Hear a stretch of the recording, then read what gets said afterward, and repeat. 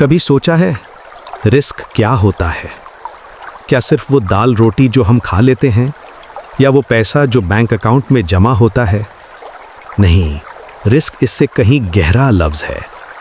رزق وہ ہے جو تمہیں ضرورت سے زیادہ سکون دے، وہ مسکراہٹ جو کسی کے چہرے پر تمہاری وجہ سے آئے، وہ وقت جو تم کسی اپنے کے ساتھ گزارتے ہو، اور وہ دعا جو کسی انجان زبان سے تمہارے لیے نکلتی ہے۔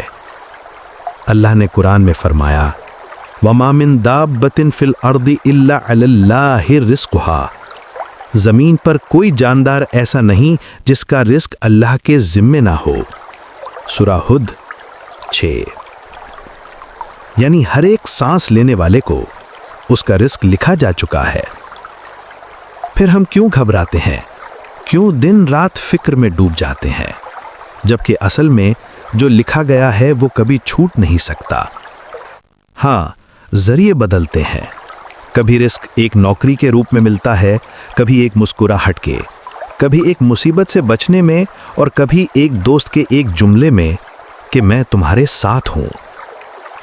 رزق کا راز یہ ہے کہ اللہ دیتا ہے پر سمجھنے والے کم ہیں، کیونکہ ہم رزق کو صرف پیسوں سے تولتے ہیں، جبکہ اللہ رزق کو رحمتوں میں تولتا ہے۔ کبھی تمہارا بیمار نہ ہونا رزق ہے، کبھی تمہارا ایمان بچ جانا رزق ہے، کبھی صرف ایک سچا دوست مل جانا بھی رزق ہے، اور سب سے بڑا رزق وہ دل جو شکر کرنا نہیں بھولتا۔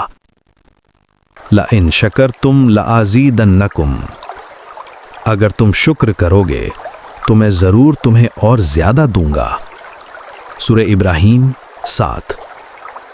تو رزق کا اصلی راز یہ نہیں کہ تمہارے پاس کتنا ہے، بلکہ یہ کہ تمہارا دل اس پر کتنا شکر گزار ہے۔ جتنا شکر کرتے جاؤ رزق بڑھتا جاتا ہے، کیونکہ اللہ صرف دینے والا نہیں، وہ بڑھا کر دینے والا ہے۔ تو آج سے رزق کے لیے فکر کم کرو اور شکر زیادہ، کیونکہ جو شکر کرتا ہے اس کا رزق کبھی رکتا نہیں۔